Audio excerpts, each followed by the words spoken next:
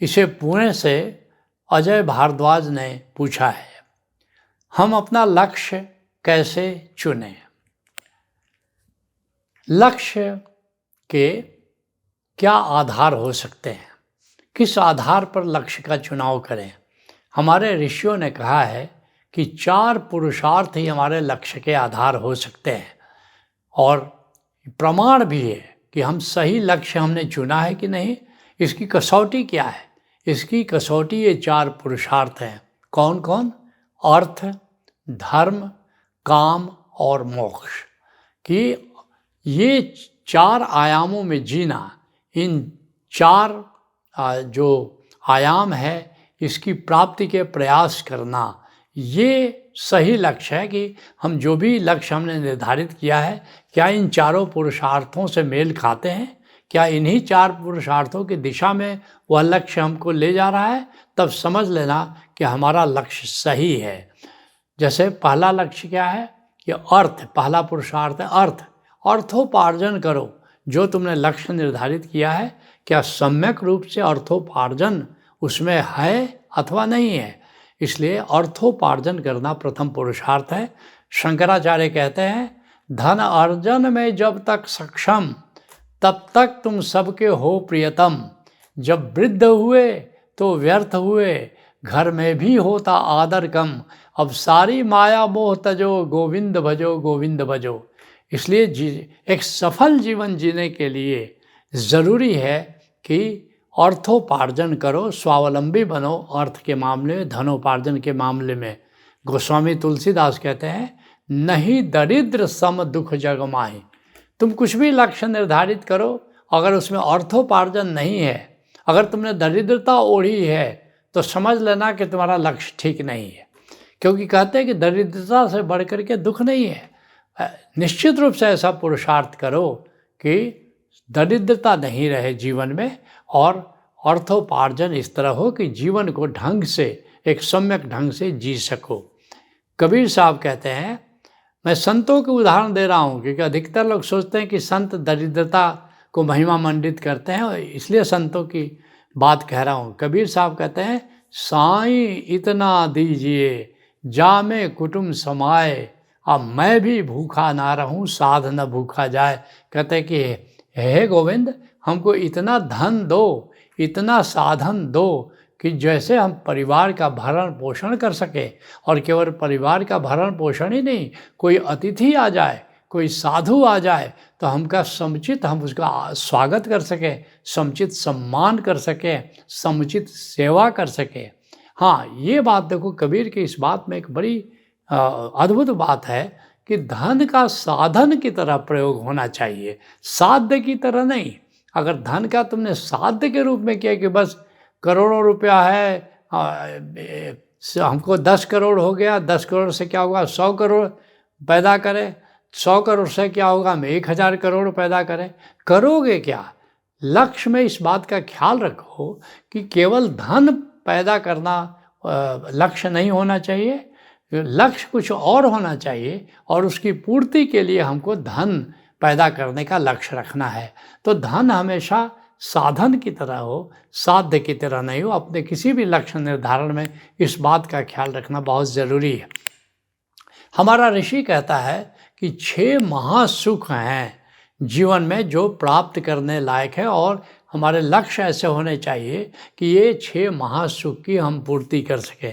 क्या क्या महासुख है? अर्थागमो नित्यम, कहते हैं कि नित्य कुछ अर्थ आना चाहिए, हमको कुछ प्रतिदिन धन का आगमन होना चाहिए, ये महासुख है। जैसे तुम नौकरी करते हो तो महीने में 1 दिन अर्थ आता है, लेकिन अगर वाणिज्य करते हो तो देखोगे कि रोज रोज ही धन आता है। इसलिए वाणिज्य को सर्वोच्च साधन माना गया है धन का। वाणिज्य बसती लक्ष्मी, वाणिज्य में लक्ष्मी का निवास है, ऐसा कहा गया है। तो पहला महासुख है अर्थागमो नित्य, प्रतिदिन अर्थोपार्जन होना चाहिए, और अरोगिता च, काया स्वस्थ हो, ये महासुख है दूसरा। अब प्रिय च भार्या, पत्नी सुंदर हो, दर्शनीय हो, ये भी महासुख है। और क्या, प्रियवादिनी च, ये बड़ा मुश्किल से पाया जाता है कि पत्नी प्रिय बोले, मीठी बोले। ये तो बहुत ही कठिन है, लेकिन किसी किसी बड़भागी को मिल जाता है ये भी। जो पांचवा है वशस्य पुत्रे, पुत्र बड़ा हो जाता है। आजकल पेरेंट्स की बड़ी समस्या है कि पुत्र बड़ा हो जाता है तो सुनता नहीं। अब तो पुत्रियां भी नहीं सुनती हैं, पहले कम से कम पुत्र तो सुन लेता था। तो कहते हैं वशस्य पुत्र, संतान अगर वश में हो, आज्ञाकारी हो, तो ये बहुत ही बड़ा सुख है। अर्थागमो नित्यम औरोगिता च प्रिय च भार्य प्रिय वादिनी च वशस्य पुत्रे अर्थकरी च विद्या। और विद्या ऐसी हो हमारे पास जिससे हम जहाँ भी जाए, किसी देश में जाए, किसी स्थान में जाए, अर्थोपार्जन कर सके। तो ऋषि को देखते हो, अर्थ से शुरू करता है और अर्थ पर पूरा करता है। तो इसलिए दोनों शुरू और अर्थ में अर्थोपार्जन पर बल दे रहा है। तो ये बात सोचो कि अपनी प्रतिभा और क्षमता के अनुसार अर्थोपार्जन का लक्ष्य चुनें। क्या हमारी प्रतिभा है, क्या हमारी योग्यता है, क्या हमारी पात्रता है, तो और क्या हमें क्षमता है, तो इसको देखते हुए अर्थोपार्जन का लक्ष्य चुनें। कवि घाक कहते हैं उत्तम खेती मध्यम, कैसे उपार्जन करें, कैसे उपार्जन करें। कवि घाक कहते हैं उत्तम खेती करो, सबसे उत्तम है। मध्यम बान, वाणिज्य करो, ये मध्यम है। और निषिद्ध चाकरी, और कुछ नहीं तो नौकरी कर लो, और नहीं तो भीख निदान, नहीं तो कुछ नहीं तो भीख मांगोगे। फिर भीख मांगने से अच्छा है कि कुछ उपार्जन करो। लेकिन आजकल थोड़ा बदल गया है, आजकल वाणिज्य 1 नंबर पर हो गया है, 2 नंबर पर नौकरी और 3 नंबर पर खेती। तो युग के अनुसार ये बदलता रहता है। तो हमें धनोपार्जन करना है। दूसरा पुरुषार्थ क्या है, धर्म है। धर्म का क्या मतलब हुआ कि हमको परोपकार करना है।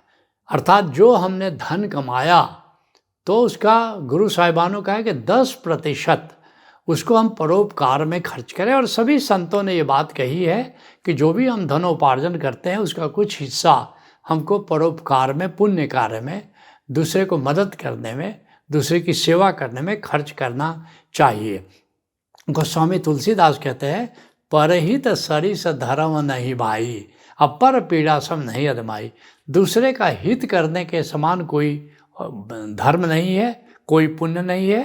तो निश्चित रूप से अपनी कमाई के कुछ हिस्से से दूसरे का हित करो, दूसरे का भला करो। स्वयं कबीर साहब कहते हैं तरवर सरवर संत जन और बरसता में, अब परमारथ के कारण चारों धरिया दे। कहते हैं कि जैसे वृक्ष है, सरोवर है, वाटर बॉडीज है, नदी है, तरवर सरवर संत जन, और जितने संत हैं, और जो मेघ है, जो बरसता हुआ मेघ है, परमारथ के कारण चारों धरिया दे। ये सब देह धारण करते हैं किस लिए, परमार्थ करने के लिए। तो अपने जीवन में हम जो भी लक्ष्य निर्धारित करें, क्या उससे हम बहुजन हिताय बहुजन सुखाय कुछ कर रहे हैं क्या, इसको भी एक कसौटी मानो। जो तीसरा पुरुषार्थ है वह है काम। काम का अर्थ है कि जो हमारी आवश्यकताएं हैं, उन आवश्यकताओं की पूर्ति हो रही है कि नहीं हो रही है। जो भी लक्ष्य हम निर्धारित करें, क्या हमारी जो बुनियादी आवश्यकताएं, जैसे मैस्लो कहता है 7 आवश्यकताएं हैं बुनियादी। पहला है फिजियोलॉजिकल नीड्स, अर्थात भौतिक आवश्यकताएं हैं, रोटी है, कपड़ा है, मकान है।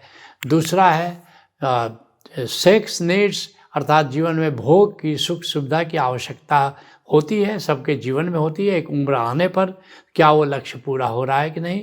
तीसरा है सिक्योरिटी एंड सेफ्टी नीड, क्या हमारी सुरक्षा हो रही है कि नहीं, एक सुरक्षित जीवन जीना, ये हमारी आवश्यकता है। चौथा है लव नीड्स, प्रेम की आवश्यकता, हम प्रेम पाना चाहते हैं, प्रेम देना चाहते हैं। हमारे लक्ष्य ऐसे हों जिससे हमारे भीतर प्रेम विकसित हो, हम लोगों को प्रेम दे सकें। पांचवा है बिलोंगिंगनेस नीड्स, कि क्या हम अपनापन का जो दायरा है हमारा बढ़ रहा है कि नहीं, क्या हमारा बिलोंगिंगनेस अपने देश के प्रति, समाज के प्रति, गांव के प्रति, संघ के प्रति, संस्था के प्रति, क्या हमारा बिलोंगिंगनेस, अपनापन बढ़ रहा है कि नहीं बढ़ रहा है। छठा है एस्टीम नीड, यश के लिए, कीर्ति के लिए, ये क्या उस दिशा में बात जा रही है। ऐसा लक्ष्य नहीं हो कि हम बदनाम हो जाएं, हमारी बदनामी हो जाए।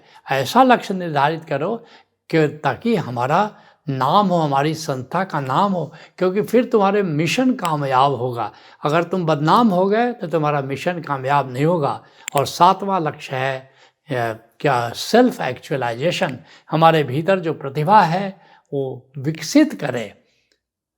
और भी जो लक्ष्य है वो क्या है, वो मोक्ष, चौथा पुरुषार्थ जिसको कहते हैं वो मोक्ष है, जिसको मैस्लो तो इसकी चर्चा नहीं करता, लेकिन हमारे ऋषियों ने चर्चा की है। चौथा पुरुषार्थ वो है मोक्ष। मोक्ष क्या है? आनंद की स्थिति मोक्ष है, तृप्ति की, आत्म तृप्ति की स्थिति मोक्ष है। लेकिन भक्तों ने इसको मोक्ष के पार भक्ति को भी माना है। लेकिन फिर भी ज्ञानियों ने कहा है कि मोक्ष सर्वोत्तम स्थिति है और हर व्यक्ति का ये कर्तव्य है, हर व्यक्ति का उत्तरदायित्व है कि ऐसा लक्ष्य चुने जिसमें मोक्ष इंक्लूडेड हो, कि अंततः हम मोक्ष को प्राप्त करें।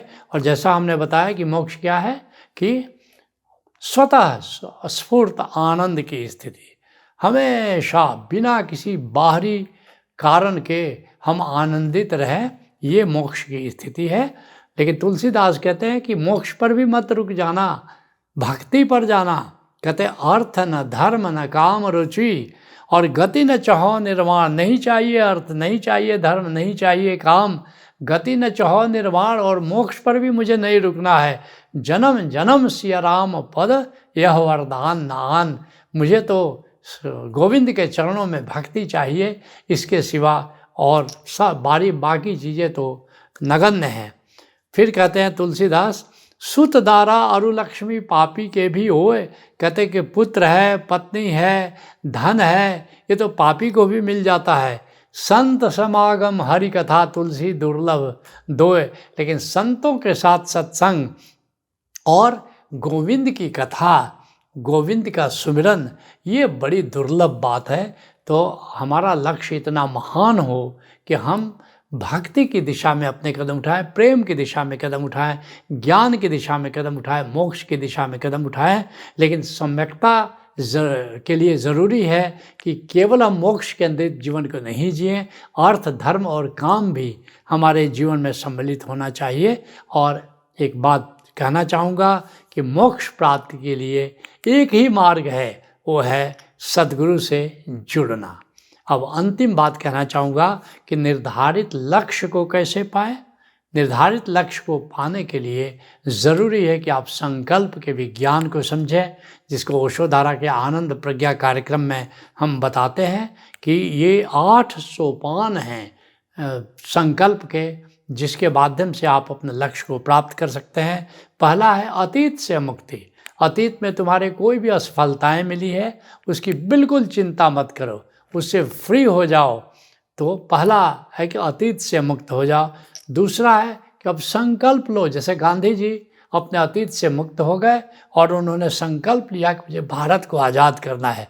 तीसरा है संकल्प की घोषणा करो। गांधी जी ने घोषणा की कि है मेरे देशवासियों, मैंने संकल्प लिया है कि भारत को आज़ाद कराना है। और चौथा है संकल्पना।